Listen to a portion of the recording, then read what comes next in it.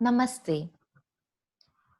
A person is sitting silently in chair and suddenly he becomes so excited and violent that it becomes difficult to control him. A second person keeps on changing his facial expressions in exaggerated and abnormal way. Both of these symptoms can qualify for diagnosis of catatonia if reality testing is also absent. Today, we shall discuss catatonia, which is one of the most enigmatic and most dreaded of psychological disorders. We have Mr. Himanshu Vaidya here with us to discuss catatonia with regard to psychoanalysis. Namaste. Namaste. So, Mr. Vaidya, can we start with what catatonia is all about? Essentially, it is disorganized motor action. This disorganized motor action can go along with any other disorder and also along with schizophrenia.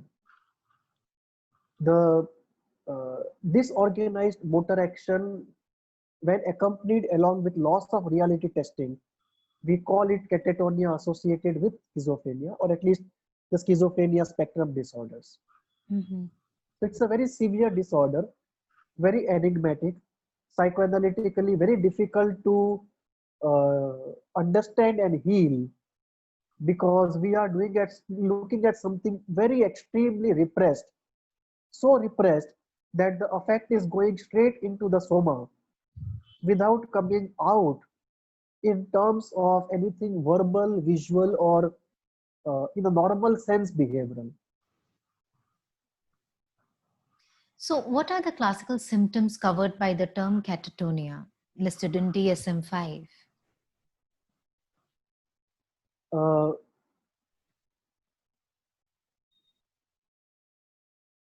Am I audible?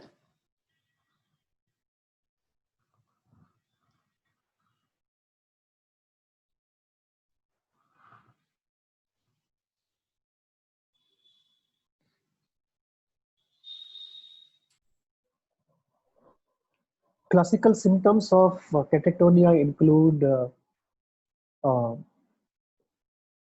very labile facial expressions, almost as though the face was made up of a mask of wax, uh, repeating what the other person says, what we say uh, echolalia, and then yeah, copying the actions of the other person. Fourth, uh, going almost inert, hibernated, almost like you were dead, not doing any motor action whatsoever. Fifth, suddenly becoming excited. Sixth, doing something disorganized. Right?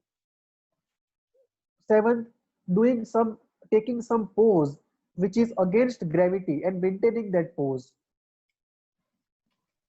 So these are some of the uh, well documented disorganized motor actions which constitute the symptoms of catatonia.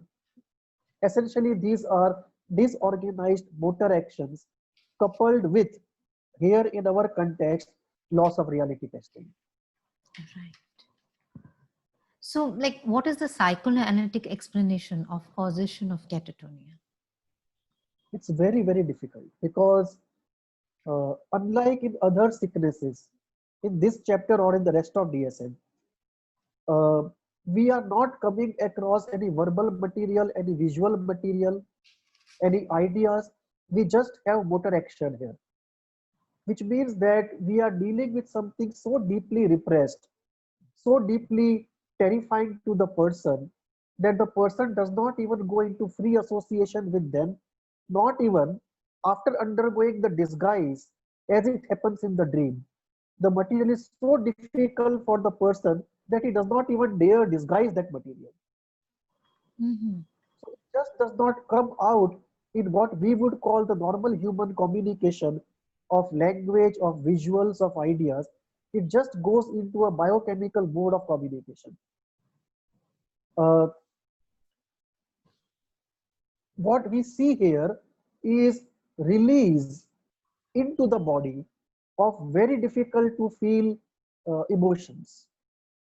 So at times it is release of anger when we see the catatonic excitement. Mhm. At times it is severe repression when we see the person just going into a hibernative state. At times we see mocking, a defiance of authority when a person takes the form of takes some stable form defying gravity. Mhm. There is a mocking, there is a defiance, there is a expression of aggression through that particular pose. There Mhm. is repetition which can be rooted in the repetition of the death drive, where one repeats the words or actions of the other. It can be repetitive compulsion of the death drive. It Mhm. can be fixation in the anal developmental process, or it may be an expression of passive aggression. It may also be this whole fusion and confusion dynamism where uh, one goes to near to an object thinking it is good and then changes his mind to say it is a bad object. Again, he feels it's a good object, again, he feels it's a bad object. So he is not able to maintain the paranoid schizoid split. The difficulty is so fundamental that he is not even able to maintain the paranoid schizoid split. Because the good part of the split is it is the first structuring of the mental world. We usually talk about the difficulties of the splitting. We don't talk about the benefits of splitting. Mhm. There is a benefit of splitting also, that for the first time we are trying to structure that chaotic amorphous mental world into two binary categories. Mhm. So in this case, he is not even able to maintain the split, and therefore everything is confusing. He is not able to separate the good from the bad. So now it is good and now it is bad. Now it is to be expressed, now it is not to be expressed. Right? Now it is in control and now it is not in control. Now he likes it and now he does not like it.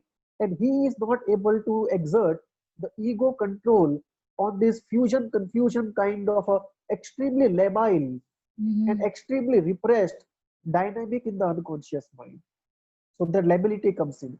So it's a very difficult to understand disorder, uh, particularly with respect to the disorganized element. Beyond has done a lot of work where the unprocessed beta elements in his language go off into the bizarre uh, actions and the bizarre uh, fantasies if we can access them. Of course, there are unconscious fantasies with the PH wala fantasy is not the F wala fantasy. Right. If we can access them, it is essentially we are dealing with discharge of beta elements from Bionian point of view. So we are looking at from psychoanalytic point of view at expression of a phenomena where it's very difficult to find out the classical Freudian, Kleinian, Winnicottian, Bionian kind of roots Mhm. behind catatonia, right? Mhm. But definitely we can make out certain effects which are being discharged, certain beta elements which are being discharged. We can try to make out from what the person is repeating, Mm. right? Why Right. the person is repeating, and in the presence of the person, through projective identification, we can make out certain phenomena, whether it is a Freudian phenomena at play, Mhm. whether it's a Kleinian at play, or what is at play in the deep recesses of the mind of the person. So Mhm. this is the way we psychoanalytically look at it. The core challenge here is to take the person from a pre-verbal state to Mhm. a verbal state of Mhm. existence. Right. Hmm. So, like, how does psychoanalysis proceed with the healing of such severe disorder called catatonia? It's very, very difficult because in some cases, the person may even be not analyzable in the traditional sense. Mm-hmm. Lack of insight? Because, yeah, because if the person does not engage with you in the world of language, how do you engage with the person? Mm-hmm. True. Now, how far can you go with interpretation of silences? How far can you go with holding in silence? Right. You will be back almost to a play therapy kind of a situation. That if a child is not ready for classical psychoanalysis, you go for play therapy. So maybe some sort of adult play therapy, right, might be in order, Mm-hmm. where you use those principles in a more adult format, Mm-hmm. try to find out what is going on inside if Mm-hmm. the person is not engaging so much in the human linguistic sense. Mm-hmm. But if the person is ready to engage in a classical language format and has catatonia occasionally or even severe, Mm-hmm. then we can do our psychoanalysis and find out what is being discharged, which phenomena is being played out. And from there, use our classical technique of trying to make the unconscious conscious, trying to give word to the unspoken, unthought of, trying to complete those thoughts which are half complete and give them a closure. Right. Prepare the unconscious fantasies to come up as dreams or fantasies at least, so we can deal with them. Right. So this is the way we do. And in uh, this case, of obviously we are dealing with a long-term therapy. We are not dealing with a short-term therapy. Mm-hmm. We are dealing with 3 to 4 days a week for 2 to 5 years, Mm-hmm. okay, Mm-hmm. depending on the severity. We don't know what we are dealing with, but essentially long-term, very intense kind of work. Okay. And uh, it also may involve at times getting support from some physiotherapist to help the person develop a better thought motor coordination in a more conscious way. Right. So And that may occupational be one therapist more can be addition. also. Yeah, Yeah. yeah. Because in some cases, the person may just not have adequate uh, thought motor coordination and adequate uh, awareness about his motor part of the body. Right. Hmm. So those are the ways in which we are dealing with. From a school point of view, the Beyondian school, Mm-hmm. the school of Wilhelm Reich, the classical concepts of Freud and Klein, Mm-hmm. all of them are very, very useful. Mm-hmm. Okay? And if the person is highly functional, then one can also deploy ISTDP to bring out that rage, right, into the feeling domain, conscious feeling domain. Mm-hmm. Of special importance to mention here are three things, because in some cases we will see complete abandonment or complete collapse of the normal thinking apparatus Mm-hmm. coupled with catatonic display. Right. And there we are looking at attack on linking or separation, mostly attack on linking, and that has to do with narcissistic rage, Mm-hmm. envy, or in some cases inability to uh, withstand the primal scene. Okay. And Mm-hmm. in the first two cases, the narcissistic rage and envy, they break down the linking process of thought. Right? And once the thought apparatus is not available for expression, the Mm-hmm. motor apparatus becomes the only apparatus available for expression of affect. Oh, yeah. And the second is what I have recently discovered, inability to withstand the primal seed or something very akin to it, Mm-mm. something that you are not able to withstand, and Mm-hmm. it creates lot of pain. That may actually also have the same effect of uh, putting to rest the thinking apparatus and taking you into a pre-thinking era through a separate process which I call the liquefaction of the psyche, Mm-hmm. as though the whole psyche, the thinking apparatus is dissolved in that ocean of pain. No. It's a liquefaction of psyche, again having the same effect. Why I'm saying that? Again having the same effect Mm-hmm. of that one is not able to think clearly. So we may be looking at arrested uh, psychological process. We may be looking at uh, kind of a genetic problem. We may be looking at liquefaction of psyche. We may be looking at the psyche being undone by narcissistic rage or envy. So we may be looking at any of these processes, or we may be looking at beta elements or unprocessed affect, Mm-hmm. where for some reason the processing of affect is not taking place, and there is no evacuation of affect. So a containing failure in the self and the environment, whereby the uncontained affect is released in the disorganized or bizarre motor actions. That's quite an interesting term which you just introduced, a liquefaction of psyche. That's Yeah. quite informative in itself.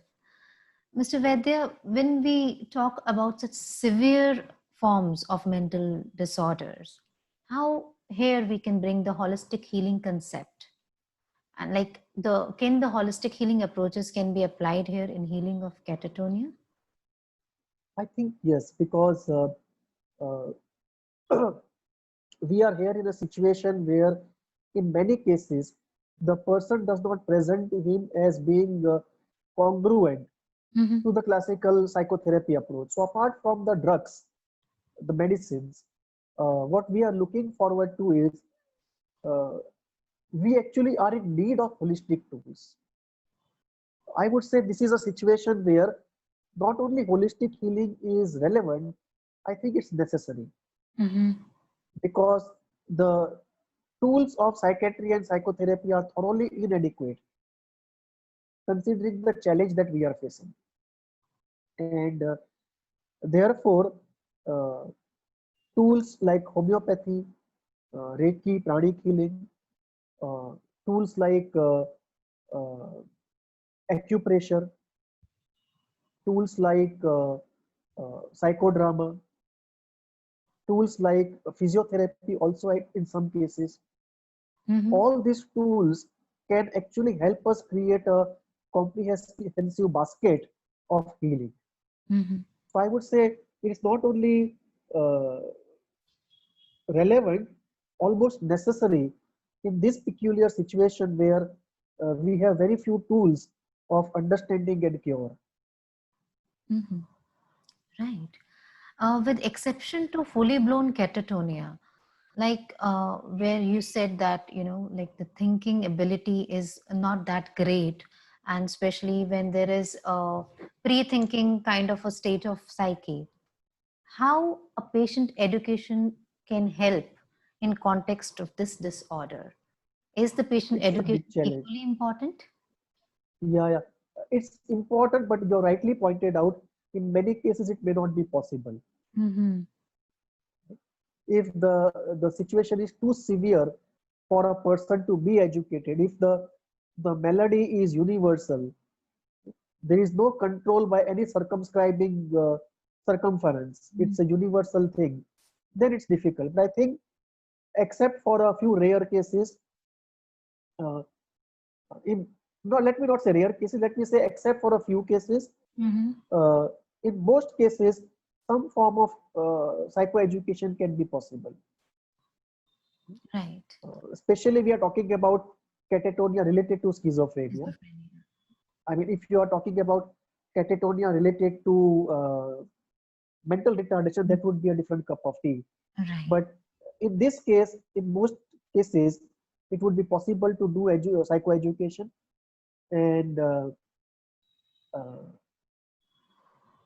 in those cases, uh, I think self-reflection is a very important aspect Mm-hmm. of the person, where the person, if he is made aware Mm-hmm. of why what is happening to him is happening, it would be the first entry into breaking that shell of affect. It would be the first dent, if not the crack, right, on that shell of affect. Mm-hmm. And that I think is very important. Apart from the classical benefits of do's and don'ts, Mm-hmm. the classical benefit of knowing which medicine or therapy approach is working or not working, Mm-hmm. uh, being focused and relevant in reporting of one's symptoms and one's suffering, Mm-hmm. and not having that anxiety of the infinite unknown. Right. So I think it is very necessary for the patient, where the patient is capable of, that he be given adequate psychoeducation. I think the point of self reflection is really, really crucial out here. That is how we bridge the connection from the inert space of psyche to the lively world outside. Yes, But very when right. it comes to Very the family members and the caregivers, I think they need a lot of support here to tackle the person. So, what kind of psychoeducation or counseling should be given to someone who's dealing and supporting a person suffering from this mental disorder, catatonia? well. Because we are dealing here with schizophrenic symptoms and catatonia, Mm. it is necessary for both the patient and the caregivers to know of both what are both these categories. What is loss of reality testing? What is catatonia? How it happens and why it happens. In brief, they may not go deep, but in brief, they have to know. So, first, it helps the parents to have a clear line of do's and don'ts. What will help the patient, what will not help the patient. It helps them to make out which medication and which therapy approaches are working or not working. It helps them to make out or almost get forewarned of when the person is likely to go into excitement Mhm. and take some remedial measures in a preventive way. Uh, it helps them to keep the emergency medications at home or to take the person or have adequate number of people to handle the person if the person becomes excited. Mhm.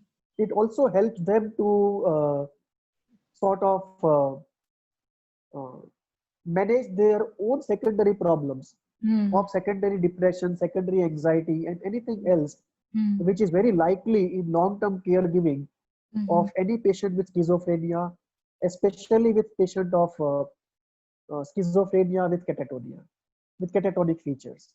Right. So that is So I very think it's very important. necessary that we do it both for patient and the caregiver, Caregivers. and it is something that government and NGOs have to do it. And unfortunately, we have not done enough. I hope in the next 10 years we should see some action there. Thank you, Mr. Himanshu Vedya, for sharing your knowledge with us. Thank you so much. Namaste.